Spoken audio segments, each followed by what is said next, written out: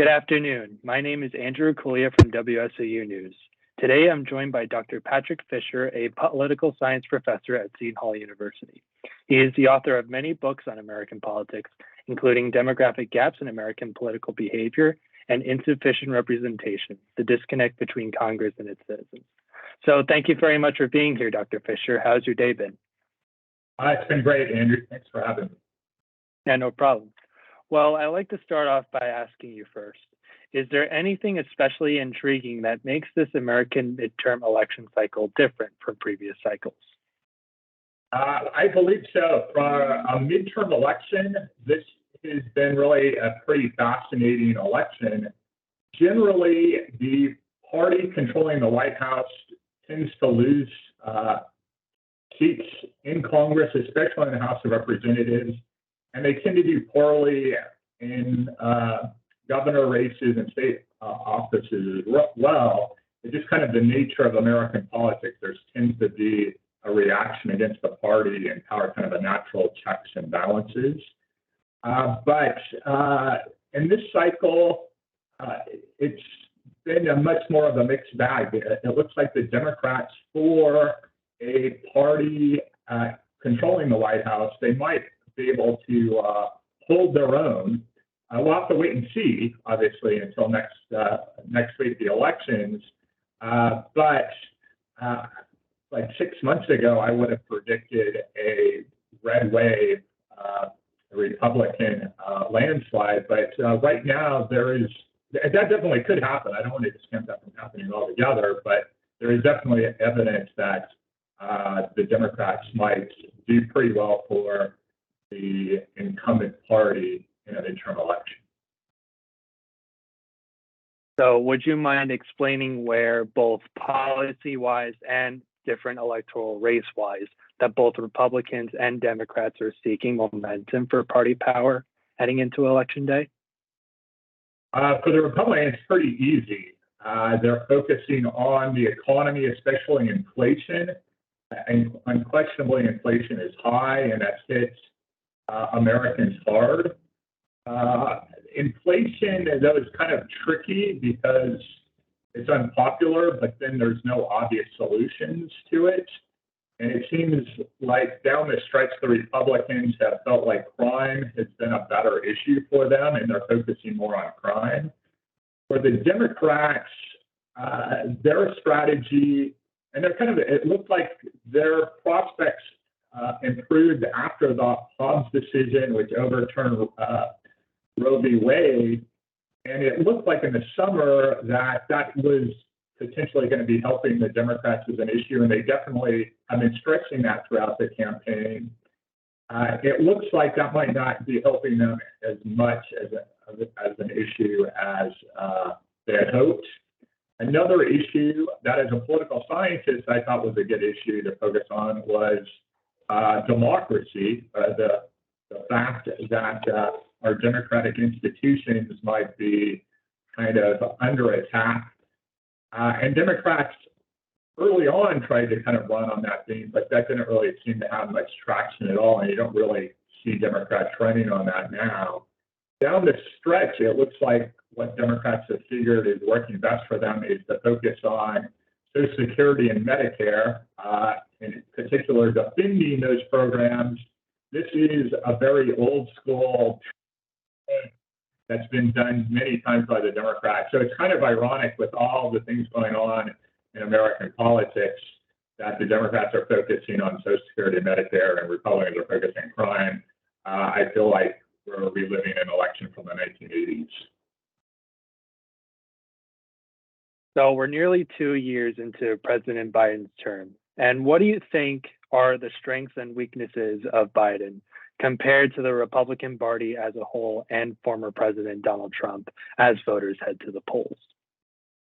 Well, one thing is in terms of his approval ratings, comparing them to Trump, his approval ratings right now are very similar to what Trump's were at this point of his presidency, and in fact, kind of throughout his presidency, in the low 40s. So you can definitely not argue that Biden has been a real popular president. There's certainly been more unpopular presidents, but he's been plagued by relatively low approval ratings. But he has had a pretty successful legislative agenda this year. It took a while for it to get going, but there were some pretty major pieces of legislation that Congress passed with his backing. And in recent years, I would have to say his legislative success has actually been pretty impressive, especially considering how narrow the majorities were in Congress for him. The Democrats had a very narrow majorities. If the Republicans take control of either the House or the Senate, Biden's legislative success rate will go down dramatically. I can't imagine over the next 2 years any major piece of legislation being passed if Republicans control either the House or the Senate. And so what issues are on most voters' minds, and which of them are the most galvanizing, and how does that bode for the Democrats' defense of the congressional majorities? Yeah, I think this goes back to what I previously talked about with the Democrats focusing now on Social Security and Medicare. They've just been polling this, and as much as a political scientist, I believe we should be talking about other issues. Not that these aren't important issues, but it's just like these are issues that we've been debating for 50 years, going back to the beginning of Medicare in the 1960s. And for Republicans, it's obvious for them to be talking about inflation. But again, the problem is with inflation, it's what are your solutions? And it's easy to call out people for, okay, here's a problem, what are you going to do about it? Crime, on the other hand, is an easy thing to say, well, this is what we're going to do different from the Democrats. And in some races, crime is definitely kind of put some wind to the Republicans' back than helping them. How would you rate the importance of this midterm election cycle compared to previous ones? A good question. As a political scientist, I always say every election is important. So go out and vote. If you haven't voted yet, a lot of Americans vote early. Go out and vote next Tuesday. I would say it's of special importance nowadays, and I can't say it's more important in 2018 or 2014, the last few midterm elections. But given the differences between the Democrats and the Republicans, the large policy differences and to a large degree, large just philosophical differences regarding the role of governance in democracy, it's really hard to make the argument that the parties stand for the same thing nowadays, which is a common criticism of the Democrats and Republicans, is that ideologically they're not really much different. Most Americans would not see it that way today. There are definitely large differences between the parties. And I also think, thinking for the next 2 years, if the Republicans control either the House or the Senate, there's not going to be much getting done. So that's a legitimate argument. Do you want basically a status quo government for the next 2 years, or would you like a government that has done things like the last 6 months where Democrats have actually been able to pass some important pieces of legislation? An excellent point to make. So what is something that viewers should be aware of as the results start to trickle in on election night this year? I think one of the keys is there's always a tendency to want to declare the winner right off the bat once the first results come in. And with people voting increasingly by mail or absentee, the votes will kind of trickle in slowly. We saw this definitely in 2020, and I think this is a point that is going to be a major focus of. So we're not really talking about election night. We're talking about kind of election days afterwards. And you need to wait to see how the entire country votes. A lot of times the West Coast lags, it's further behind, and it turns the lags in its vote count. And once those results are counted, the electoral map looks a little different. So jump to conclusions right at the beginning of election night, even though the talking heads might have you believing it's going to be a red wave or the Democrats are holding their own. Now, what are the most important federal and state races within the Northeast to keep an eye on? Within the Northeast, well, certainly the New York governor's race is looking to be a lot more competitive than people had anticipated. The Democrat, Governor Herschel, is definitely still a clear favorite, but the fact that that's perceived to be potentially in play is definitely interesting. Pennsylvania has a very important Senate race. It has a governor's race as well, but it doesn't look like that's going to be as competitive. With Shapiro ahead by double figures, but the Fetterman-Oz race is very intriguing for a variety of different reasons. It's definitely one of the most interesting races this cycle. And it's not Northeast, but thinking of interesting race. Pennsylvania Senate is very interesting, but Georgia Senate race with Warnock and Herschel Walker, that's a very fascinating race as well for very different reasons. But I think if for both those, if Republicans end up winning both the Pennsylvania Senate and the Georgia Senate race, that indicates that it was a very good Republican night. Are there any important races in New Jersey that you think are going to be extremely competitive and could have a lot of high stakes for the national environment? There's not a Senate race in this cycle. With Senate races, you have, because it's 6-year terms, every midterm election doesn't necessarily have a Senate race. You have a Senate race 2/3 of the time.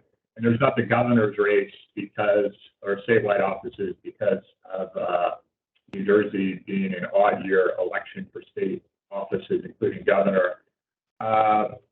There's a few congressional races, but not many, to tell you the truth. And there's not state legislature races. So of all the states, of all the states in the country, New Jersey has one of the least interesting ones. Still go out and vote, though. I don't want to discourage people from going out and voting.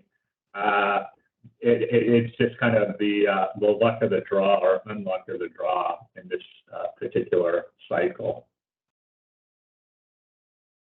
Now, looking beyond the Northeast, what other races across the nation have the most political weight? I mentioned the Georgia one. That's definitely a very important race. Wisconsin has an interesting governor's and Senate race that are polling incredibly closely. In Wisconsin, it is really amazing year in, year out how close the races tend to be in Wisconsin. Arizona has competitive governors and governor and Senate races there as well. And I do want to highlight just an office that tends to be a little off the radar screen in most election years. In some states, Secretary of State is going to be a real critical election. Michigan, Nevada, Arizona, in all of these states, the Republicans running for Secretary of State are election deniers and more or less kind of are advocating a major overhaul of how votes are counted in those states. And have kind of indicated they might not certify the 2024 elections if they don't go their way. And I think specifically in Arizona, there's a really big threat if the Republicans sweep in Arizona, statewide offices, governor, secretary of state, legislature, that the presidential votes could be kind of meaningless in Arizona, that they would kind of set up a system where the votes aren't counted to allow the Democratic candidate to potentially win the Electoral College votes in Arizona. Democrats are really worried about this, and Democrats have been putting a lot of emphasis in these competitive Secretary of State offices. But in a red wave election, which is definitely possible, you could have Republican election deniers winning these seats. And we're in uncharted territory. We really don't know what would happen if you have secretaries of state who refuse to certify elections. That's just something that in the United States has not happened before. So of all these high stakes races nationally, which one of them do you think will be the most competitive? Which is going to be the closest? I think I hope I'm on this one. And as a political junkie, I always love elections. But the odds are that the Georgia Senate race will probably go to a runoff because of a strange provision in Georgia law that for the general election, you have to win a majority of the votes. And there is a third-party libertarian candidate who is polling at like 3 or 4%. If that libertarian wins 3 to 4% in a close race, it means that there's a possibility of no candidate a majority, and then there would be a runoff on December 6th. So I think that's the easy one to say, because right now I would probably be predicting a runoff. And there is a possibility if the favorites kind of, the polls for the Senate right now shape up as it is, that race, that Georgia Senate race, the runoff on December 6th could determine which party has the majority. If that is the case, it will be a chaotic next month. There'll be a lot of money spent in Georgia to try to sway that election for the majority. No different from 2 years ago. So how, in your view, can youth turnout compare to the 2018 and 2020 elections? Well, one day, if you're comparing to 2018, 2020, the youth votes was at an all-time high. Young Americans went out and voted in those elections at much higher rates than they had before. The 2018 midterm elections was especially groundbreaking. For a midterm election, the rates for youth voting in 2018 were much higher than they'd ever been in midterm elections before. And most people believe in 2018 that was a reaction against the Trump presidency, that younger Americans tend to disproportionately dislike Trump, and they were motivated to go out and vote in mass, at least comparatively, compared to previous midterm elections, because of their dislike for Trump. The conventional wisdom is that younger Americans in this cycle, this midterm, aren't as motivated because they're not voting against Trump as opposed to voting for Joe Biden, who is relatively unpopular among younger Americans as well as older Americans. And this is something that Democrats are definitely worried about. One of the reasons the Democrats did so well in the 2018 midterms is the record-breaking youth turnout, and there's worry among Democrats that it's not going to be nearly as high, and that would definitely work to the Republicans' advantage. And so how do you think us college students can try to persuade more of our own demographic to vote this year? I would say to focus on the important differences between the Democrats and Republicans, focus on the policy differences. I think there's so much negativity in terms of the personalities and the scandals and what the people have done, and you get lost in the fact that what gets lost in all of this is that there are important policy differences between the parties. And I think for most Americans, they're going to, once they're confronted with the different policy alternatives, they're going to lean distinctly for one party or the other. So if you want to encourage people to go out and vote, encourage a dialogue about what the differences would be with a Democratic-led Congress or a Republican-led Congress. So what do you think this year's election results in the House and Senate will mean for the 2024 elections and beyond? I know how you mentioned the Secretary of States and the certification of the votes, but what else could be in play for 2024? Yeah, so it's ironic. Thinking of 2024, the most important one is Secretary of State. Of all offices, that unquestionably is the most important because that could directly impact the 2024 elections. This is also something I want to highlight with midterm elections. Is with midterm elections, there is almost no correlation with the next presidential election. So the talking heads, election night, they'll be saying if it's a red wave that Trump's in great shape for 2024, and other Republicans in great shape for 2024. This sets the Republicans up well. And in fact, there is no basis to that at all. A really good Republican election in 2022, ironically, could help the Democrats in 2024.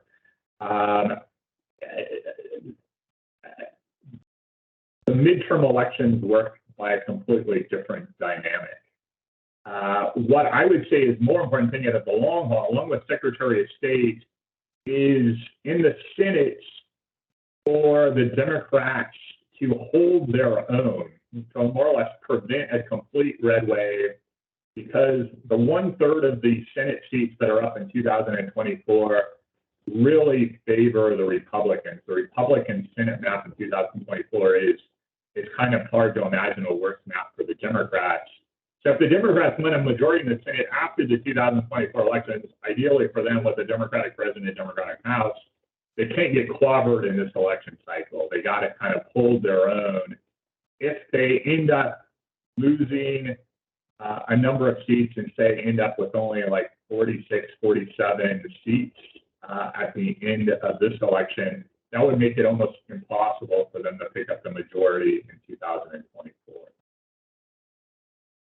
And what do you think the results will mean for the presidential race that year? Do you think it's going to cause Biden to decide to run or not? Or will it cause Trump to potentially be challenged in the Republican primary if he decides to run? Yeah, for the if the Democrats do really poorly, I think there'll be an effort by Democrats to try to push Biden aside. The better the Democrats do, the more likely Biden is to run. But I think for Biden, there's other issues, health issues. By the end of a second term, he'd be 86 years old. Does he have that in the tank to do that? And Democrats have to kind of ask if that's something they want. So I think to a large degree that might be separate from the midterm elections. For the Republicans, if Trump endorsees do well, like Oz of Pennsylvania, he's probably a Republican nominee, probably only because he was endorsed by Donald Trump. If he wins, for example, some other Trump, that might help Trump win the Republican nomination. It doesn't hurt him by any means, but I expect DeSantis and some other Republicans to run against Trump kind of regardless of that. And in the end, say it comes down, it comes down to Trump versus DeSantis for the Republican nomination. I don't think the midterms will have any impact on that race. Now, my final question to you is, do you have any personal predictions on which party will control the House and the Senate when the dust settles after election week? I hope my students aren't listening because I'm teaching elections this semester, and I'm asking my students to do predictions, and whoever can beat my predictions will get extra credit. I definitely expect and this is pretty much the conventionalism, is the Republicans will win the House.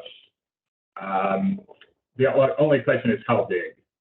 And 6 months ago, May-ish, I would have said if the Democrats could hold on to 200 seats, that would be about a 22-seat loss for them. They could consider that a decent election for just how midterms go. And right now, it looks like they have a pretty good chance of getting more than 200. So in that regard, there might not be a total disaster for the Democrats. But I definitely expect the Republicans to win the majority. For the Senate, I guess it's kind of a cop-out, but I'm going to predict it's going to be after next Tuesday, it'll be 50 Republicans, 49 Democrats, and it'll all come down to the runoff election in Georgia. So there'll be hundreds of $millions spent in that race in Georgia for that runoff to determine which party has the majority. Great. Well, thank you so much for joining us, Dr. Fisher. And that is all the time we have for today. Make sure to go out and vote by Tuesday, November 8th. This has been WSOU News. I'm Andrew Raccuglia, wishing you a great day.